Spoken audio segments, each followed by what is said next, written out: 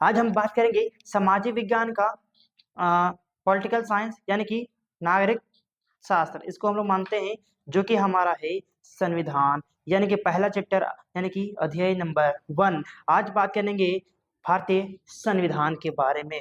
भारतीय संविधान के बारे में विस्तार पूर्वक हम लोग अभी एक एक करके विस्तार से जानेंगे। एक ही वीडियो में आपको पूरी क्लास देने वाला हूँ, तो थोड़ी वीडियो लॉन्ग होने वाली है, तो वीडियो को टकटकी लगा के अंत तक देखिएगा ताकि आपको आराम से इजी वे में समझ में आ सके। दोस्तों, तो मेरा नाम है कलाम और आप देख रहे हैं LTR GK study YouTube channel. तो दोस्तों चलिए बिना टाइम वेस्ट के वीडियो को स्टार्ट करते हैं, है ना। ध्यान दीजिएगा। चलिए स्टार्ट करते हैं। अब हम लोग बातें करते हैं संविधान। क्या है संविधान, किसे कहते हैं संविधान, क्यों जरूरी है संविधान, इन सब बातों पर आज हम लोग ध्यान देंगे और पूरी क्लास को आराम से करेंगे। देखिए बात करते हैं संविधान के बारे में।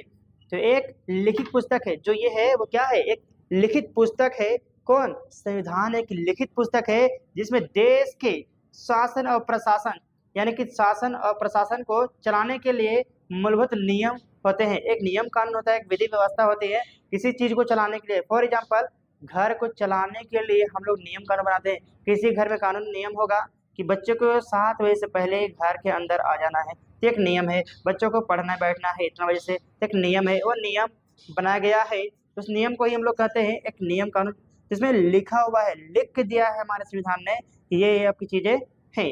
चलिए दोस्तों, थोड़ी और अलग बातें जानती है। अब संविधान जब बन रहा था तो संविधान कब बना, कैसे बना, क्यों बना, कैसे कैसे इसका बना, इसके बारे में विस्तार से हम लोग चलते हैं। देखिए क्या है, अपने गुरु के लिए एक अच्छे से प्यारा प्यारा सा कमेंट करना है। और क्या कमेंट करना है, गुड मॉर्निंग सर। इसके बारे में कुछ और कमेंट कर सकते हैं आप, जो मन करे आपका प्यारा प्यारा कमेंट करना है दोस्तों। और तो और आपको बताना है हमारा भारत देश आजाद हुआ था 1947 में, लेकिन डेट क्या थे वो आपको बताना है, दिन कौन सा था वो आपको बताना है।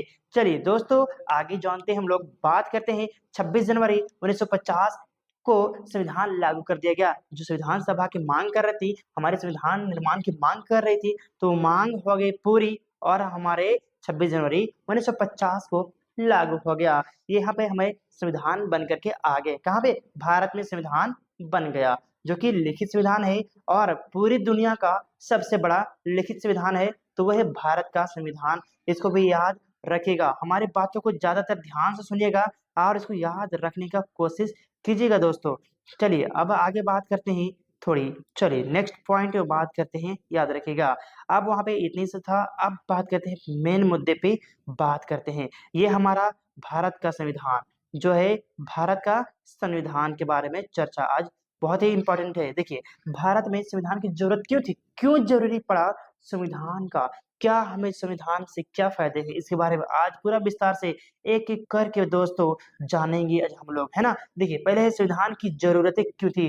तो आज दुनिया के ज्यादातर देश में, देश के पास अपना संविधान है। जितने भी दुनिया में देश हैं उन सब के पास, मतलब कि मैक्सिमम लोगों के पास, मैक्सिमम जो देश हैं उनके पास अपना खुद का संविधान है। अब संविधान क्या होता है तो मैंने बता दिया, जिसमें चलाने का, शासन और प्रशासन करने का नियम कानून लिखा होता है, वही संविधान है। अब बात करते हैं पहली बात जरूरत क्या थी। तो पहली बात देखिए क्या जरूरी है, इस बारे में ध्यान दीजिएगा। तो संविधान ही बताता है हमारे समाज में मूलभूत रूप क्या है, क्या है हमारे मूलभूत रूप, उसके बारे में बताता है, तो हमारे संविधान ही बताता है। बात करते हैं दूसरी क्या जरूरत थी। तो दूसरा जरूरत है, संविधान ही ऐसे नियम तय करते हैं जिसके द्वारा राजनेताओं के हाथों सत्ता का दुरुपयोग को रोका जा सकता है। जो मान लो राजनेता का दुरुपयोग कर रहे हैं, किसके साथ, जनता के साथ अगर दुरुपयोग कर रहे हैं, भेदभाव कर रहे हैं, तो उससे रोका जा सकता है। ये हमारे इसलिए संविधान की जरूरत थी। अब बात करते हैं तीसरी बात क्या है दोस्तों। भारतीय संविधान देश के सभी व्यक्तियों को समानता का अधिकार देता है। जो भारत का संविधान है ना, वो सभी लोगों को, जितना भारत के वासी हैं सबको समान एक बराबर का अधिकार देता है। देखिए क्या है, धर्म, जाति, नस्ल, जाति, लिंग और जन्म स्थान के आधार पर किसी व्यक्ति को आप भेदभाव नहीं कर सकती है। किसी व्यक्ति पर आप भेदभाव नहीं कर सकते हैं। आप धोबी हो, आप चमार हो, आप हिंदू हो, आप मुस्लिम हो, आप सिख हो, ईसाई हो, इसके भेदभाव आप नहीं कर सकते हैं भारत में, ये हमारा संविधान जरूरी था, ये देता है। अब बात करते हैं अ, अंतर सामुदायिक वर्चस्व। क्या होता है अंतर सामुदायिक वर्चस्व? ये बहुत ही इंपॉर्टेंट है दोस्तों, आपके लिए जानना बहुत जरूरी है, ये बुक आपको पढ़ना बहुत जरूरी है। आप लाइफ में नौकरी करो ना करो, फ्यूचर में कुछ बनो ना बनो, डजेंट मैटर, बट आपको पॉलिटिकल साइंस यानी कि राजनीतिक विज्ञान पढ़ना बहुत जरूरी है। आपको तो मैं बता दूं, संविधान यानी कॉन्स्टिट्यूशन पढ़ना आपके लिए बहुत जरूरी है, ताकि आपको आपका आपका अपना अधिकार पता चल सके कि क्या आपका अधिकार है, क्या सही क्या गलत है, इसके बारे में पूरा विस्तार से पता चल सके। तो हम लोगों ने ये क्लास लेकर के आए हैं आप सभी के लिए। दोस्तों, वीडियो को लाइक करना है, आपसे फी नहीं लिया जा रहा है, लेकिन आप हमें फी की जगह पे आप लाइक करके बता सकते हैं आपके क्लासेस के बारे में कैसा लग रहा है, कैसा पढ़ने में मजा आ रहा है। अगर नहीं मजा आया, अगर कहीं डाउट हो, कोई सवाल मन में उठ रहा हो, तो आप धड़ल्ले से कमेंट कर लेंगे, ताकि आपको वहाँ पे फिर से पूरा रिप्लाई मिल जाएगा, याद रखिएगा। चलिए बात करते हैं अंतर सामुदायिक वर्चस्व। तो एक समुदाय दूसरे समुदाय को दबाना, जैसे मैं मान लो फॉर एग्जाम्पल के तौर पर हम समझा रहे हैं, आप अपने मत लेना है, ठीक है, याद है, समझिएगा। तो क्या है, मान लो एग्जाम्पल के तौर पे अभी करंट में जो चल रहे हैं वाद विवाद तो बहुत ज्यादा हो रहे हैं भारत देश में, आप सब जान ही रहे हैं, करंट की बातें हैं। मान लो अगर कोई मुस्लिम समुदाय हिंदू समुदाय को दबा रहा है, या फिर हिंदू समुदाय मुस्लिम समुदाय को दबा रहा है, तो इसी को हम बोलेंगे अंतर सामुदायिक वर्चस्व। एक समूह दूसरे समूह को दबाना, यही है अंतर सामुदायिक वर्चस्व, ठीक है, याद रखिएगा। ये समझ में आ गया, क्लियर? अगर कहीं डॉट है तो पूछ लेना। अब बात करते हैं अंतर अ, अंत सामुदायिक वर्चस्व। अंतर सामुदायिक वर्चस्व अलग है, एक है अंत सामुदायिक वर्चस्व। अब क्या होता है अंत सामुदायिक वर्चस्व? तो बता दें आपको, एक ही समाज में मान लो हिंदू धर्म के लोग हैं, किसके? हिंदू धर्म के लोग हैं, हिंदू समाज के लोग हैं। अब वही समाज के लोग हिंदुओं कर भी, जो गरीब हिंदू है उसमें क्या कर रहा है, शोषण कर रहा है, उसको दबा रहा है, तो उसको बोलेंगे अतः सामुदायिक वर्चस्व, ठीक है, अंत सामुदायिक वर्चस्व। एक ही समुदाय के भीतर कुछ लोग दूसरे लोग को दबाना, उसे वो कहते हैं अंत सामुदायिक वर्चस्व। तो दोस्तों चलिए अब चलते हैं आगे, बात करेंगे नेक्स्ट पॉइंट पे। हम लोग ध्यान दीजिएगा जरा, आपको बहुत ही विस्तार से समझाने वाले हैं, तो एकदम टकटकी लगा के देखना आपको वीडियो को, और समझना है आराम से। तो दोस्तों अब बात करते हैं भारतीय संविधान मुख्य लक्षण, क्या क्या लक्षण है भारतीय संविधान की। बात करते हैं भारत को एक लोकतांत्रिक देश होना चाहिए, जो है, लेकिन क्या है, अभी वाद विवाद हो रहा है। बात करते हैं संविधान सभी नागरिक को समान अधिकार प्राप्त हो, समान अधिकार सबको प्राप्त है, लेकिन अभी भी भेदभाव किया जा रहा है। वो हमारे नेताओं ने ये सारा स्कीम खेला है। आप जो नेता हैं कभी भी एजुकेशन के बारे में नहीं बात करेंगे, टीचर एजुकेशन के बारे में बात नहीं करेंगे, नौकरी के बारे में बात नहीं करेंगे कि नौकरी दे देंगे, ये कर देंगे, वो कर देंगे, वो सारी बातें नहीं करेंगे दोस्तों। क्यों? उनको सत्ता में रहना है, तो नौकरी देना नहीं है। अगर वो उनको आपको एजुकेटेड बनाएंगे, तो क्या होंगे, उनकी बातों को आप नहीं मानिएगा, सही और गलत का फर्क आप पहचान लीजिएगा ना, तो उसको बातें को नहीं मानिएगा। इसलिए वो एजुकेटेड पे ज्यादा ध्यान नहीं देता है। वो आपको बोलता है कि मैं ये कर दे रहा हूँ, मैं राम मंदिर बनवा दे रहा हूँ, और मस्जिद तोड़ दिए, वहां ये कर दिए, ये कर दिए, वो कर दिए, ऐसा बातें कहेंगे। लेकिन आपको एक समाज में रहते ही आपकी होश, आपके ध्यान आपको केंद्रित किया जाता है, आपको भटकाया जाता है रास्ते से। क्यों? आप ना पढ़ सको। ये पढ़ने के लिए हमारा संविधान दिया है, बाबा राम अम्बेडकर ने इतनी बड़ी हस्ती दे के गए हैं, जो आपको एक बराबर सभी को अधिकार दिए हैं। देखिए, राष्ट्रीय एकता को बनाए रखने के लिए विविधता प्रति सम्मान दिखाई देते हैं। अब बात करते हैं संघवाद। क्या है संघवाद? इसके बारे में चर्चा करते हैं विस्तार से, संघवाद के बारे में। देश में एक जैसा देश में एक से ज्यादा स्तर के सरकार होना। क्या है संघवाद? मतलब है देश में एक से ज्यादा स्तर के सरकार होना। जैसे हमारे भारत देश में है तो 3 सरकार है, कौन कौन से है? केंद्र सरकार है, फिर राज्य सरकार है, और स्थानीय सरकार है। ये 3 सरकारें हैं हमारे। तो किसी देश में संघवाद का मतलब क्या है कि एक एक सरकार से ज्यादा सरकारें होना, ये हमारे लोकतंत्र की स्थापना करता है, संघवाद को बढ़ोतरी देता है। तो हमारे 3 सरकार कौन कौन से? केंद्र सरकार, राज्य सरकार और स्थानीय सरकार। देखिए अभी बात करते हैं विस्तार से, आराम से इरेज करते हैं इसको। अब बात करते हैं, देखिए केंद्र सरकार और राज्य सरकार, ठीक है, ये दो को ज्यादा इंपॉर्टेंट महत्व दिया गया है।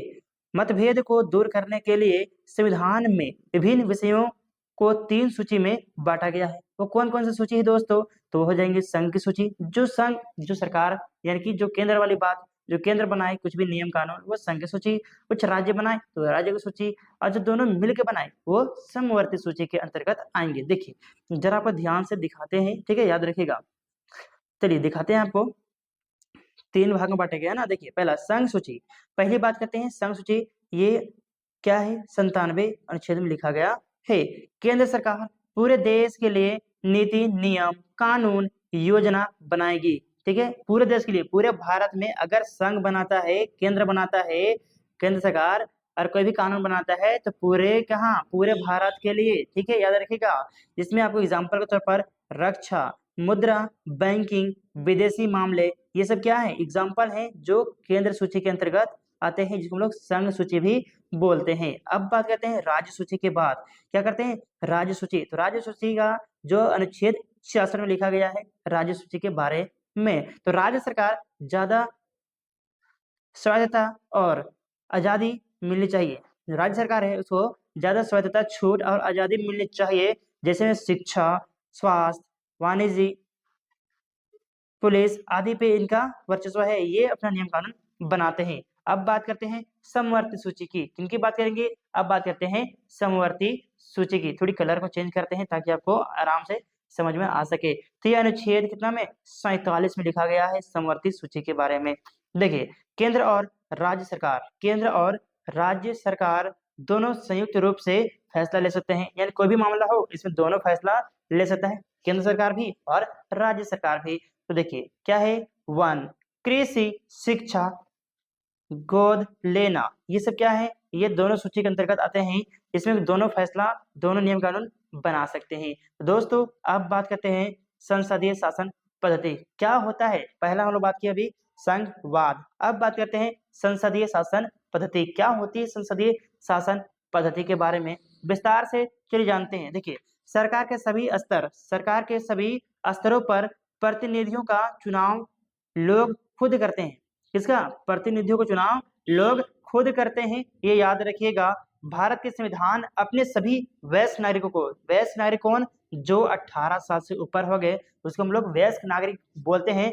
जो क्या करता है? वोट डालने का अधिकार हो जाता है उसको, और वोट डाल के वो अपने प्रतिनिधि को चुनाव करते हैं, चुनते हैं, चयन करते हैं। देखिए सार्वभौमिक वयस्क मताधिकार यहाँ 18 साल होगा, 21 साल हो गया है दोस्तों। ठीक है, 18 साल से ज्यादा उम्र के सभी भारतीय को प्रांतीय और राज्य चुनाव में वोट देने का अधिकार है। सबको वोट देने का अधिकार हो जाता है। कितने? 18 साल अगर आपका हो गया तो आपको वोट देने का अधिकार हो गया, यानी कि सरकार चुनने का अधिकार आपका हो जाता है। याद रखिएगा, उसको राष्ट्रीय चुनाव में वोट देने का अधिकार हो जाता है। अब बात करते हैं जनता अपने प्रतिनिधियों के चुनाव में देश के सभी लोगों से सीधी भूमिका निभाती है।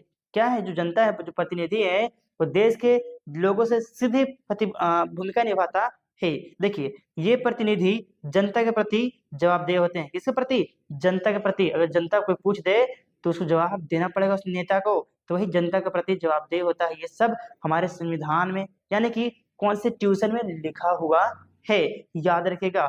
हर व्यक्ति खुद चुनाव भी लड़ सकता है, और कोई व्यक्ति चाहता है कि नहीं आपको हम नहीं बनाएंगे, हम खुद लड़ेंगे, आप खुद सरकार बनाएंगे, तो वो भी लड़ सकता है, वो भी बन सकता है। ठीक है, उससे भी कुछ क्राइटेरिया है, आगे आपको बताया जाएगा क्लास में। तो हमारे साथ लगे रहिए, आपको पूरे विस्तार से बताया जाएगा। देखिए अब बात करते हैं शक्तियों का बंटवारा। शक्तियों का बंटवारा 3 भागों में करते हैं दोस्तों। 3 भागों में शक्तियों का बंटवारा, जो कि 3 भाग हैं हमारे सरकार की। तो संविधान के अनुसार सरकार के 3 अंग है। सरकार के 3 अंग है, कौन कौन है? पहला है विधायिका, दूसरा है कार्यपालिका और तीसरा है न्यायपालिका। तो ये सरकार के 3 अंग होते हैं हमारे। कितने? 3 अंग सरकार के। तो कौन कौन? विधायिका, कार्यपालिका और न्यायपालिका। तो क्या काम करेंगे इसके बारे में थोड़ी थोड़ी विवरण करते हैं, ताकि आपको फिर आगे जाए क्लास में आपको देखना क्यों मिलेगा ही। देखिए क्या है, विधायिका के बारे में थोड़ी चर्चा करते हैं। विधायिका, ठीक है, तो मैं हमारे निर्वाचित प्रतिनिधि होते हैं, जो विधायिका के होते हैं, वो हम जो चुनते हैं ना प्रतिनिधि, वही हमारे प्रतिनिधियां ही विधायिका बनते हैं। अब बात करते हैं कार्यपालिका। तो कार्यपालिका जो कानून को लागू करने और शासन चलाने का काम करता है, देखभाल करता है। ठीक है, याद रखिएगा। अगर मान लो ये विधायिका जो है का विधि लाया, कोई कानून ला दिया, कोई कानून मान लो कि ला दिया, क्या लाया कि संपत्ति को अधिकार है संपत्ति का अधिकार नहीं, अभी ना, अभी नहीं ना संपत्ति का अधिकार, लेकिन पहले था संपत्ति का अधिकार, तो उसको हटा दिया गया। तो वो बिल आया कि इसको हटा दिया जाए, तो इम्प्लीमेंट करवाएगा कौन? तो कार्यपालिका इम्प्लीमेंट करवाएगा उसका, किसको? इस संपत्ति के अधिकार को हटा दिया गया है। आप सब मान लो कि हटा दिया गया है इसके बारे में। चलिए दोस्तों, अब बात करते हैं हमारा न्यायपालिका, थोड़ा सा जान लेते हैं क्या है न्यायपालिका।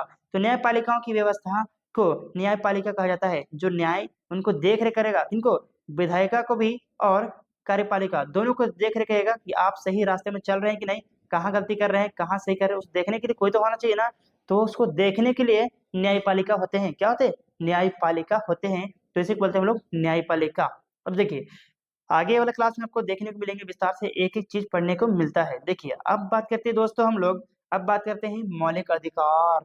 वाह, क्या हमारे अधिकार हैं? तो मौलिक अधिकार दोस्तों कितने हैं, पहले ये जानना जरूरी है। कितने हैं मौलिक अधिकार, कौन कौन से हैं मौलिक अधिकार, क्यों जरूरी है मौलिक अधिकार, ये सब एक एक करके विस्तार से जानना हमें काफी महत्वपूर्ण होने वाला है। और मैं एक चीज बता दूं आपको, भारत के संविधान को अंतरात्मा भी कहा जाता है मौलिक अधिकार को, याद रखिएगा, या फिर सिर भी कहा जाता है। तो दोस्तों बात करते हैं पहले हमारे मौलिक अधिकार कितने हैं। तो जानिए, मौलिक अधिकार टोटली हमारे 6 हैं अभी।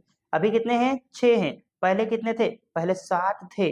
पहले 7 था, तो वो कौन था एक्स्ट्रा वाला? तो पहले था वह संपत्ति का अधिकार, जिसको हटा दिया गया। क्या कर दिया गया? इसको हटा दिया गया। अब कैसे हटाया, क्यों हटाया, उसको आगे वीडियो में बताने वाले हैं, तो टकटकी लगा के देखते रहिए। ठीक है, बात करते हैं, थोड़ा इसको इरेज कर देते हैं आपको, ताकि समझ में ज्यादातर समझा सके। अब देखिए, क्या है मौलिक अधिकार, हमारे 6 हैं, तो वो कौन कौन से हैं दोस्तों?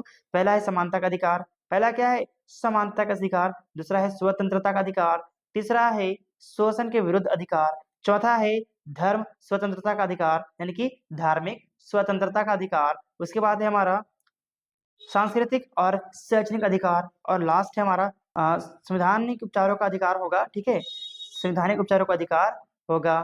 चलिए, अब एक एक करके बात करते हैं। देखिए, क्या है समानता का अधिकार? कानून, अगर कोई कानून बन गया, ठीक है, मान लीजिए कानून की नजर में सभी लोग समान है। कहाँ पे?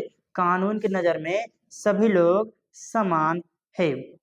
जैसे में धर्म, जाति, लिंग, जन्म स्थान के आधार पर किसी भी नागरिक के साथ भेदभाव नहीं किया जा सकता। ये हमारा कौन बताता है? ये हमारा मौलिक अधिकार है कि आप किसी व्यक्ति को धर्म, जाति, लिंग या फिर जन्म स्थान के आधार पर किसी के साथ भेदभाव नहीं कर सकते हैं। याद रखिएगा। अब बात करते हैं, अधिकार हमारा है स्वतंत्रता का अधिकार, सेकेंड नंबर। देखिए, इस अधिकार के अंतर्गत अभिव्यक्ति और भाषण की स्वतंत्रता, यानी कि कहीं भी आप घूम सकते हैं और भाषण खड़ा होकर दे सकते हैं, इसकी ये स्वतंत्रता है। ना कि आपको स्वतंत्रता है तो किसी घर में घुस गए और बोल रहे मेरा आजादी, मेरा घर, मेरा घर, तो ये ऐसे नहीं बोल सकते, भाषण नहीं दे सकते। आपका जहाँ सरकारी संस्था, संस्कारी चीजें हों, वहां पे आप जाके खड़ा होकर भाषण दे सकते हैं, ना कि किसी के घर में घुस के भाषण देना शुरू कर दिए, वो नहीं होंगे, है ना, याद रखिएगा। ठीक है, अब चलिए बात करते हैं सभा संगठन बनाने की स्वतंत्रता है। आप किसी भी सभा बना सकते हैं, संगठन बना सकते हैं, उसकी स्वतंत्रता है। देश के किसी भी भाग में आने जाने और रहने तथा कोई भी व्यवसाय, यानी कि व्यापार, पैसा, काम, कारोबार करने की अधिकार शामिल है। आप कहीं भी जाकर के काम धंधा कर सकते हैं, कारोबार चला सकते हैं, बिजनेस कर सकते हैं। ये हमारा कौन देता है? सेकेंड नंबर, जो हमारा मौलिक अधिकार है, स्वतंत्रता का अधिकार। अब बात करते हैं शोषण के विरुद्ध अधिकार। किससे बात करेंगे? शोषण के विरुद्ध अधिकार। ठीक है, तो व्यापार मानव व्यापार, जबकि श्रम और 14 वर्ष से कम उम्र के बच्चों को मजदूरी पर रखना अपराध है। ये शोषण के विरुद्ध अधिकार की बातें करती हैं, जहां पे आप 14 साल से नीचे के बच्चों को आप काम में नहीं लगा सकते, चाहे वो कोई भी काम हो। ये कानूनन अपराध है, ये संविधान में अपराध माना गया है। अगर कोई बच्चा काम कर रहा है 14 साल से नीचे है, तो वो कानूनन अपराध है, जिसको उसका हो जा रहा है शोषण के विरुद्ध अधिकारों का हनन किया जा रहा है, याद रखिएगा। अब बात करते हैं धार्मिक स्वतंत्रता का अधिकार। आप कोई भी धर्म को अपना सकते हैं, चाहे हिंदू धर्म, चाहे मुस्लिम धर्म, सिख, ईसाई, आप कोई भी धर्म को अपना सकते हैं, इसके लिए कोई भी आपको रोक नहीं सकता है। देखिए, धार्मिक स्वतंत्रता का अधिकार है जिसमें आप किसी व्यक्ति को, यहाँ पे गलत टाइप हो गया है, याद रखिएगा, ठीक है, याद रखिएगा, ये गलत हो गया है। आपका अधिकार है कि आप कहीं भी और कोई भी धर्म को अपना सकते हैं, चाहे वो कोई भी धर्म हो, ठीक है। आप किसी और कोई हस्तक्षेप कर रहा है कि नहीं तुमको ये धर्म नहीं अपनाना होगा, ये धर्म नहीं करना होगा, तो ये अपराध है, ये गैर कानून हो जाता है, ये संविधान के खिलाफ हो जाता है। अब बात करते हैं सांस्कृतिक एवं शैक्षणिक अधिकार। तो संविधान में कहा गया है कि धार्मिक व भाषाई सभी अल्पसंख्यक समुदाय के लिए अधिकार है। जो अल्पसंख्यक है उसके लिए अधिकार दिया गया है। जो अल्पसंख्यक मतलब होता है कम लोग हैं, जो कम जाति के लोग हैं, उसको भी समान अधिकार दिया गया है।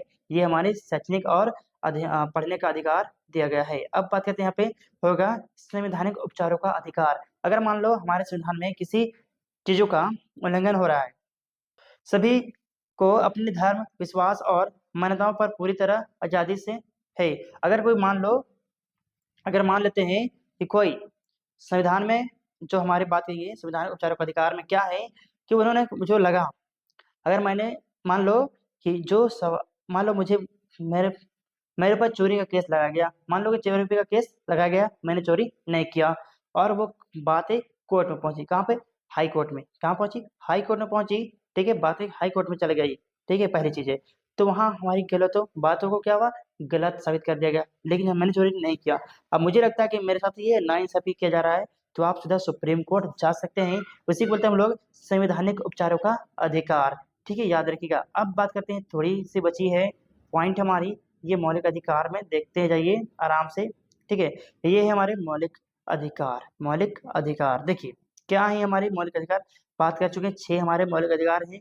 तो कौन कौन से हैं, तो पहला है हमारा समानता का अधिकार, उसके बाद स्वतंत्रता का अधिकार, उसके बाद शोषण के विरुद्ध अधिकार, और धर्म धार्मिक स्वतंत्रता का अधिकार, और सांस्कृतिक और शैक्षणिक अधिकार, और है संवैधानिक उपचारों का अधिकार। ये हमारे 6 अधिकार हैं।